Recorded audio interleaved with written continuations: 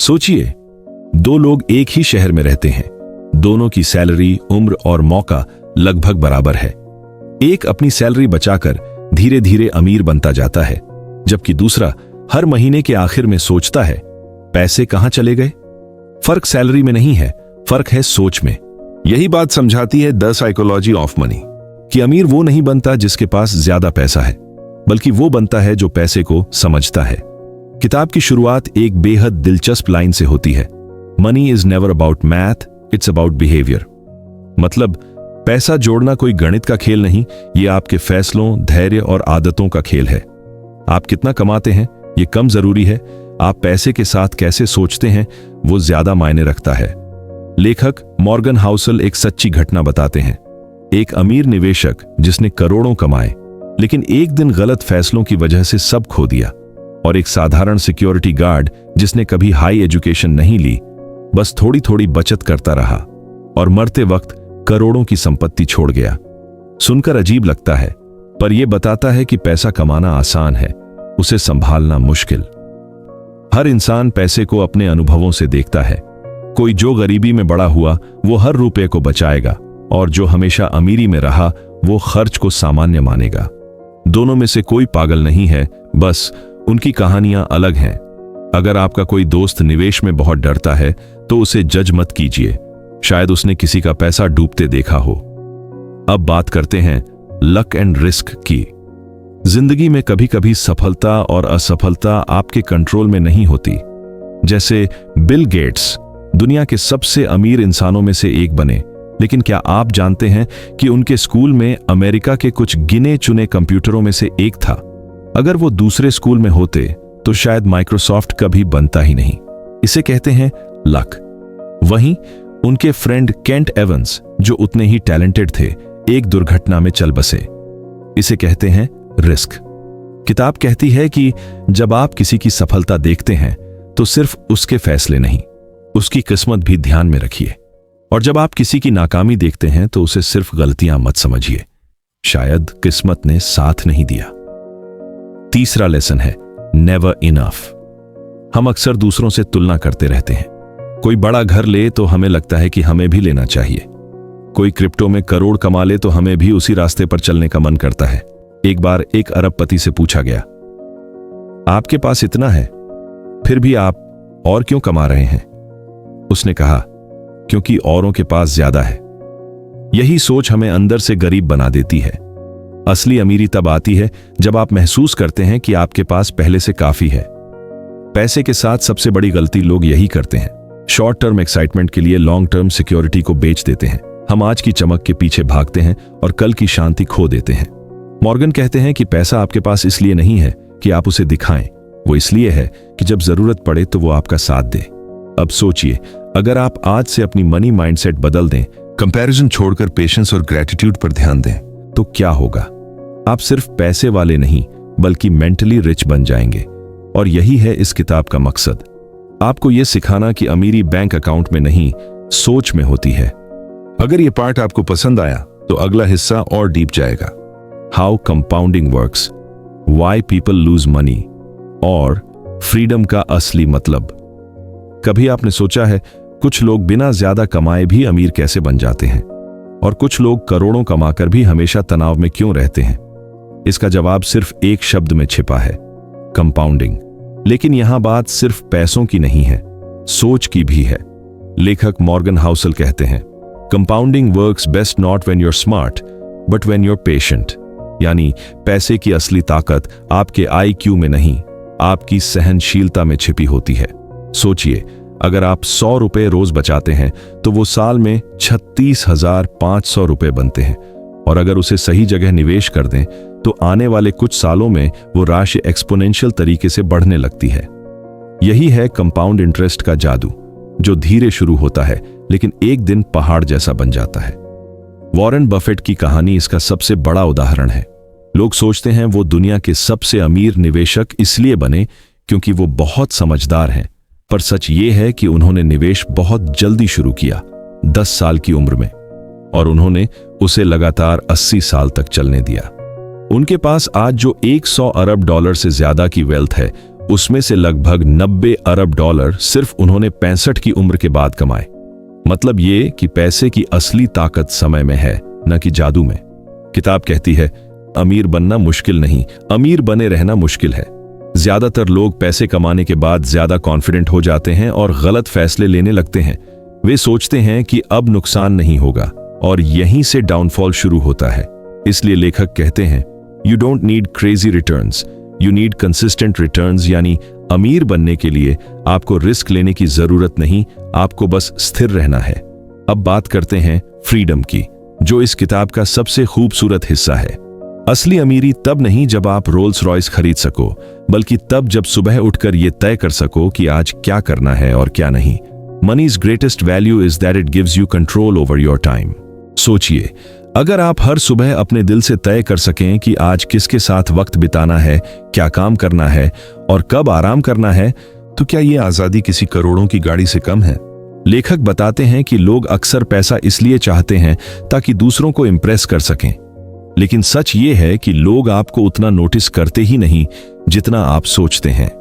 किसी की नई गाड़ी देखकर लोग सोचते हैं, वाह कितनी सुंदर गाड़ी है, पर कोई नहीं सोचता, वाह ये बंदा कितना अमीर है। इसीलिए पैसा दिखाने के लिए नहीं, जीने के लिए कमाइए।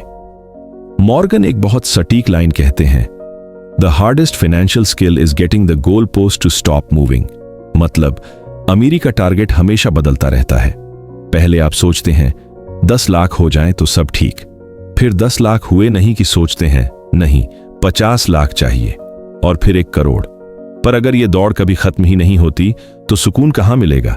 इसलिए पैसे से पहले अपने इनफ को डिफाइन करो। जब आप समझ जाते हैं कि आपके लिए कितना काफी है, तभी आप अमीरी का असली स्वाद चखते हैं। किताब हमें यह भी सिखाती है कि सबसे ताकतवर चीज आपकी रेप्यूटेशन और ट्रस्ट होती है। पैसे से ज्यादा कीमती आपकी इज्जत है। इसलिए हर फाइनेंशियल डिसीजन में अपने वैल्यूज को आगे रखो। अब जरा सोचिए, अगर आप अपनी सोच को थोड़ा बदल लें, दूसरों से कंपैरिजन छोड़ दें, पेशेंस रखें, कंपाउंडिंग का इंतजार करें और अपने इनफ को समझ लें, तो आपकी जिंदगी कैसी होगी? आप पाएंगे कि पैसा अब स्ट्रेस का कारण नहीं, बल्कि फ्रीडम का माध्यम बन गया है। कभी आपने गौर किया है कि पैसे के मामले में हम इंसान कितने अजीब तरीके से सोचते हैं? जब दूसरों को पैसा खोते देखते हैं तो लगता है मैं तो ऐसा कभी नहीं करूंगा, लेकिन जब खुद उसी सिचुएशन में होते हैं तो वही गलती दोहरा देते हैं। यही है ग्रीड और फियर का खेल। मॉर्गन हाउसल कहते हैं, people do crazy things with money but no one's crazy. मतलब जब कोई आर्थिक गलती करता है तो वो जानबूझकर नहीं करता, बस उस वक्त की स्थिति, डर और उम्मीद उसके दिमाग पर हावी हो जाती है।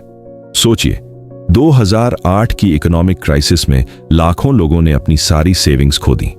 किसी ने पैनिक में बेच दिया, किसी ने सब कुछ खोने के डर से गलत फैसला लिया। लेकिन क्या वो सब मूर्ख थे? नहीं, वो बस इंसान थे। और इंसान की सबसे बड़ी कमजोरी है इमोशन। पैसे के मामले में सबसे खतरनाक जाल है, जब मैं ये खरीद लूंगा, जब मेरे पास ये गाड़ी होगी, जब मेरा घर इतना बड़ा होगा। पर सच्चाई ये है कि उस जब का कोई अंत नहीं होता। मॉर्गन कहते हैं, wealth is what you don't see. मतलब असली अमीरी वो नहीं जो दिखाई दे, गाड़ी, महंगे कपड़े या बड़ा घर, बल्कि वो है जो छिपी रहती है। आपकी सेविंग्स, इन्वेस्टमेंट्स और वो चॉइसेस जो आपको आजादी देती है। एक बार की बात है, न्यूयॉर्क के बीच पर एक आदमी अपनी चमचमाती कार के पास खड़ा था। किसी ने पास आकर कहा, वाह क्या लग्जरी लाइफ है तुम्हारी यार, ये कार तो सपनों जैसी लग रही है। वो आदमी मुस्कुराया और बहुत शांति से बोला, तुम्हें ये कार दिख रही है, लेकिन वो पैसे नहीं दिख रहे जो मैंने खर्च नहीं किए। वो लाइन सुनकर सामने वाला थोड़ा कंफ्यूज हो गया। क्या मतलब? तो उसने कहा, देखो, लोग सोचते हैं कि अमीर वो होता है जो हर चीज खरीद ले, लेकिन सच्चाई ये है कि असली अमीरी उस वक्त दिखती है जब तुम्हारे पास खरीदने की ताकत हो, फिर भी तुम ना कहना जानते हो। मैंने अपनी पूरी जिंदगी में बहुत बार अपनी ख्वाहिशों को रोका है।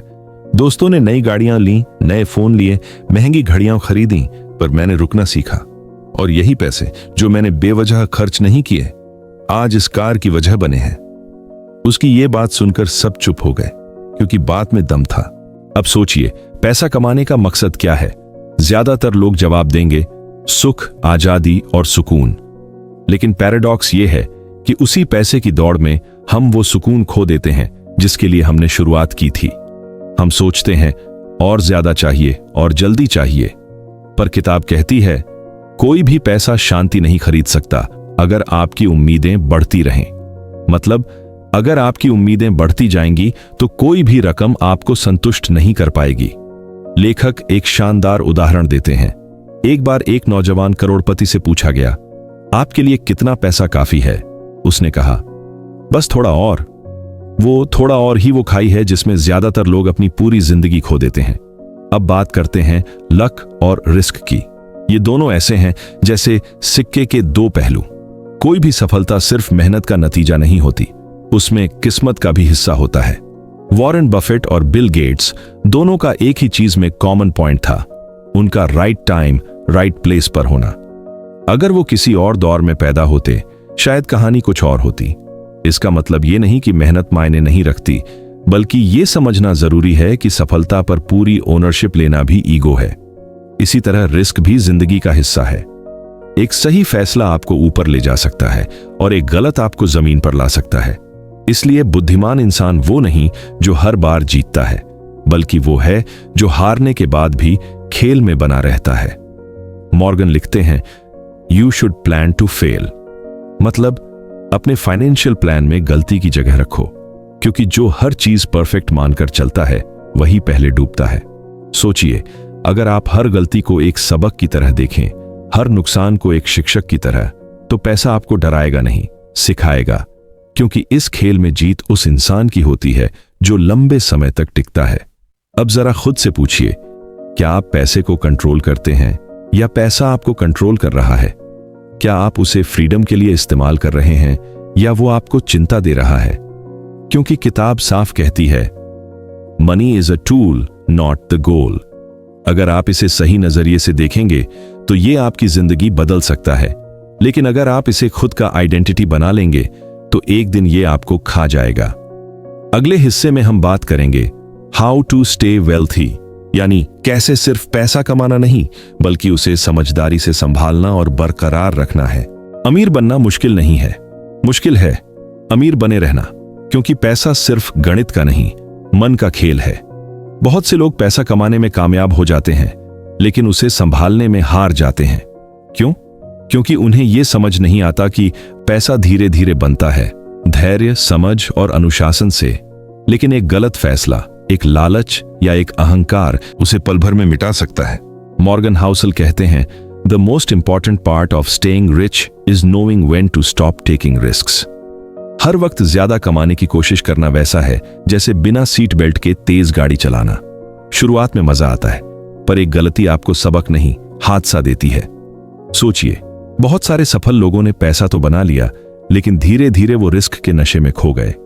उन्हें लगा कि जो एक बार काम कर गया वो बार बार काम करेगा, लेकिन किस्मत और मार्केट दोनों के मूड बदलते रहते हैं। इसलिए किताब कहती है, खर्च और बचत में हमेशा थोड़ा डर रखो कि कल क्या होगा पता नहीं, लेकिन निवेश करते वक्त भरोसा रखो कि आने वाला कल बेहतर होगा। अब बात करते हैं एक बहुत गहरी सोच की, इंडिपेंडेंस वर्सेस स्टेटस। ज्यादातर लोग पैसा इसलिए चाहते हैं ताकि दूसरों को दिखा सकें कि वो सफल हैं, पर सच्चाई ये है कि जितना ज्यादा आप दिखाने की कोशिश करते हैं उतना कम आपको सुकून मिलता है, क्योंकि स्टेटस की दौड़ कभी खत्म नहीं होती। हमेशा कोई ना कोई आपसे बड़ा, तेज और चमकदार मिलेगा। लेखक कहते हैं, if you want to be rich, stop trying to look rich. सच्ची आजादी तब है जब आपको इंप्रेस करने की जरूरत ही महसूस ना हो। किताब का एक और गहरा सबक है रूम फॉर एरर। हर इंसान की जिंदगी में गलतियां होंगी, मार्केट गिरेगा, योजनाएं बिगड़ेंगी और किस्मत कभी साथ नहीं देगी। इसलिए हर वित्तीय प्लान में थोड़ा मार्जिन ऑफ सेफ्टी होना चाहिए।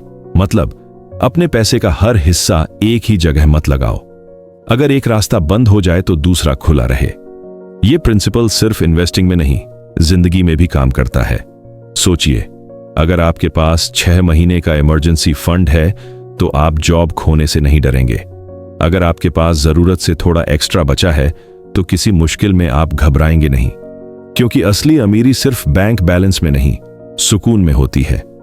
मॉर्गन एक और दिलचस्प बात कहते हैं, you don't need to make extraordinary moves to get extraordinary results. मतलब अमीर बनने के लिए आपको जीनियस नहीं बनना, बस कंसिस्टेंट रहना है। थोड़ा थोड़ा हर दिन बचाना, थोड़ा थोड़ा इन्वेस्ट करना और सबसे जरूरी धैर्य रखना, क्योंकि कंपाउंडिंग सिर्फ पैसों पर नहीं, आदतों पर भी काम करती है। अब सोचिए, अगर आपने हर महीने थोड़ा इन्वेस्ट किया, हर खर्च सोच समझ कर किया और हर लालच पर रुको कहा, तो क्या आपकी जिंदगी बदल नहीं जाएगी? आप पाएंगे कि धीरे धीरे बिना किसी शोर के आपका पैसा और सुकून दोनों बढ़ रहे हैं।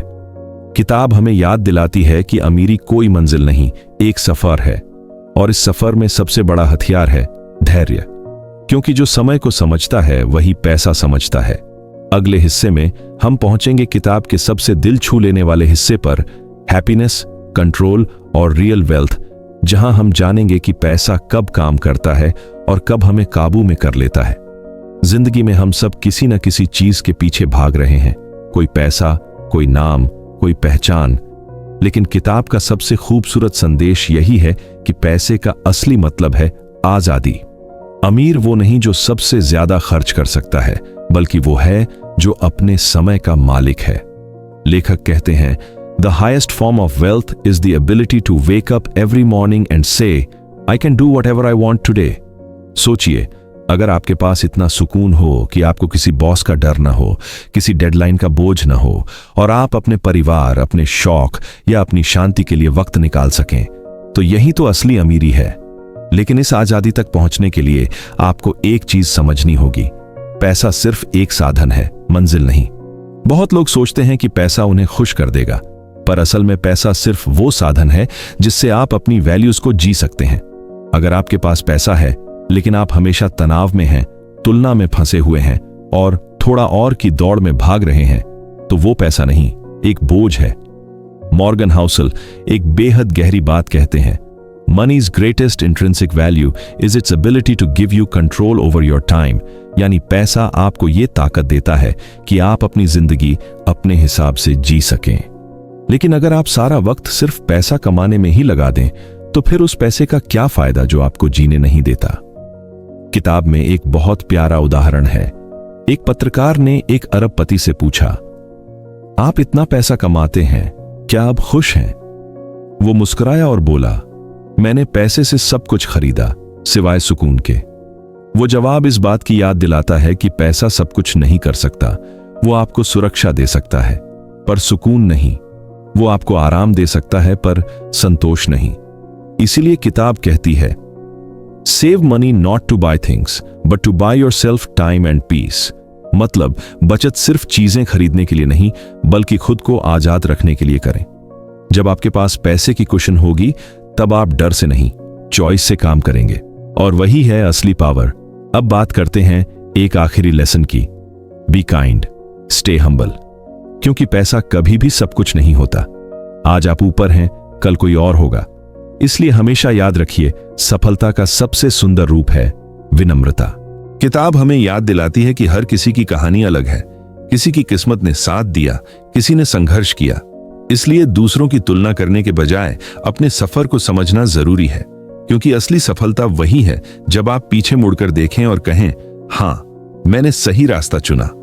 अब जब आप ये सब सुन चुके हैं, तो थोड़ा रुकिए और सोचिए, क्या पैसा आपको कंट्रोल कर रहा है या आप उसे? क्या आप उसके पीछे भाग रहे हैं या वो आपकी आजादी का रास्ता बन रहा है? अगर जवाब है मैं उसे कंट्रोल कर रहा हूं, तो यकीन मानिए आप पहले से ज्यादा अमीर हैं, चाहे बैंक में कितने भी पैसे हों। और अगर ये कहानी आपको कुछ सिखा गई हो, तो बस इतना याद रखिए, पैसे को समझना मतलब जिंदगी को समझना। धैर्य, कृतज्ञता और समझ, यही असली फाइनेंशियल इंटेलिजेंस है। अगर आपको द साइकोलॉजी ऑफ मनी की ये कहानी पसंद आई, तो वीडियो को लाइक कीजिए, चैनल को सब्सक्राइब कीजिए, क्योंकि अगली कहानी में हम लाएंगे एक और जबरदस्त किताब जो न सिर्फ सोच बदलेगी, बल्कि जिंदगी देखने का तरीका भी।